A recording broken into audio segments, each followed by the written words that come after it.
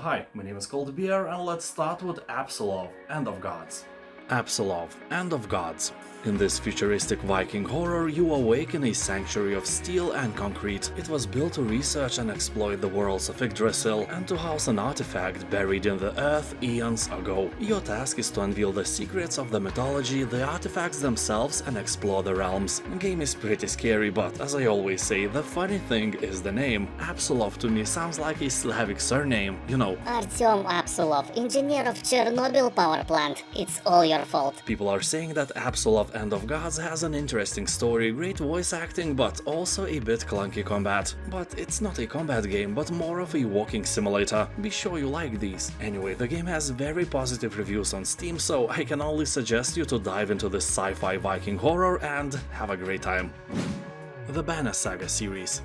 This is a role-playing Viking game, where your strategic choices directly affect your personal journey. Battles are staged like in the Heroes of Might and Magic games, but there is no upper world you can explore. Everything feels more like a comic or a book, so apart from tactical turn-based combats, you'll have to read a lot, because that game is not for everyone, but if you can read your favorite beer label, you can probably survive this game as well. Anyway, battles are the main thing, but keep in mind that they are quite difficult and may challenge your brain a bit out of your comfort zone. I remember replaying a few missions over and over again when I played the game. I can't remember which one though. Anyway, if you like the first one, there are two more, and they are basically the same.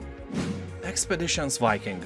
Game description says, a small band of Norse warriors lands on the shores of England. History may have forgotten their names, but their actions live on. Well, I should probably say that the actions Vikings made in real-life England involved a lot of pillaging and other crimes like, you know, killing. So romantic. TV series named Vikings and later an even better and even more epic TV show named Norsemen teached us about that really well. Game has very positive review score on Steam, but there are also quite a few comments saying that the game is a bit too slow. You know, just like your sister, so be careful, read those comments before buying.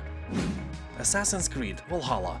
Here you'll put on the shoes of a legendary Viking warrior on a quest of glory. Explore England's dark ages as you raid your enemies, grow your settlement and build your political power. Yeah, this is one of the most innovative Assassin's Creed games, and the Nordic theme of Vikings is what fans of the franchise always wanted, although it is far from the top predators of the genre, such as Title or Third Witcher or even Skyrim by the quality of story and characters. Also, no boobs for you here. Viking game without boobs. What is this blasphemy? Anyway, it is still a nice title, but wait for a sale. The price discount may be around 70%. Hellblade: Senua's Sacrifice. A broken Celtic warrior embarks on a haunting vision quest into the Viking hell to fight for the soul of her dead lover. Well, at least she thinks it is happening that way. The game is created in collaboration with neuroscientists and people who experience psychosis. Hellblade's Senua's Sacrifice will pull you deep into a Senua's mind, and that mind is a crazy one, so the game is a pure mindfuck. You will never know what is real and what is not. The one fact you will know for sure is that this is a beautiful game. Graphics are almost photorealistic, so if you are a sucker for an eye candy, this game definitely delivers that. And if you like the first part, you must absolutely check the second as well. A fantastic game without a doubt, but start with the first one. Don't waste goodness. Tribes of Midgard. This is a cooperative survival game in which you must resist the oncoming invasion of giants during Ragnarök, latter meaning the end of the world in Viking language. Here you will need to explore the wilderness, craft new weapons, and be prepared to defend the sacred center of your village from the grim shadows. All the while the giant of Jotunheim stalks closer to your village, seeking to destroy Midgard, and fulfill the prophecy. Basically, this is a Norse mythology game where you can gather a group of up to 10 people and try to survive in a procedurally generated world. The longer you and your tribe survive, the greater will be the rewards. Maybe this time your potato salad will have actual potatoes in it, you never know. Rewards here are great. Northgard. This is an RTS game based on Norse mythology in which you play as a clan of Vikings vying for the control of Mysterio's newfound continent. In this simple strategy game you will find lots of victory conditions, atmospheric music, changing seasons, and as you can see, pretty nice art design. Also, the game has a decent campaign with a pretty good story. Sadly, as I've mentioned many times before, Northgard's AI is cheating with infinite resources and manpower, meaning that developers couldn't create really good intelligence that could win against humans on its own. Well, I know that many strategy games do not have strong AIs, but they at least try. But you never know, maybe developers were AI geniuses, but they were afraid of accidentally making Skynet. You know, being accused of making a bad AI is one thing, but being responsible for a robot uprising that destroyed human civilization? Yeah, you know, better safe than sorry. Nevertheless, Northgard is a good RTS game for a few days, or maybe more. Maybe you will fall in love with it, you know, like tapeworm falls in love with your guts. Bad North.